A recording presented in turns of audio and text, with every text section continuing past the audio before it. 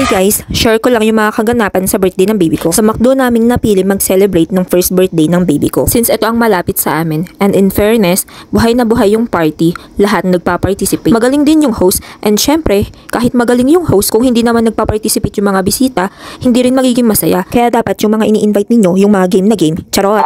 And nakakatuwa din yung games nila.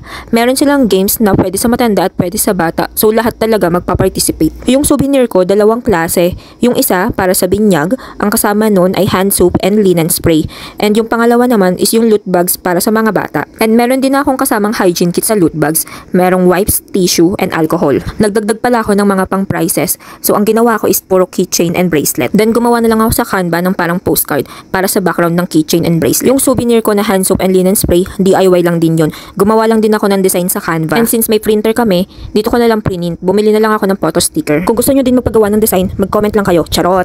At ito na nga, balik na ulit tayo sa party. Biglang nagkaroon ng intermission number. Sila yung nanalo sa games. And game na game naman sila sa pagsayaw. And syempre, hindi mawawala ang highlight sa birthday, ang blowing candle. Ito nga pala yung mga food package nila sa McDo. Pero ang ginawa lang namin is nag-DIY kami. Kung gusto nyo malaman ng iba pang details about sa birthday package ng McDo, mag-comment lang kayo. And after blowing ng candles, ito na yung pinakahihintay ng lahat, si Grimace. Hindi rin talaga magpapatalo si Grimace, bigay todo talaga. Ayun lang, thank you for watching. Bye!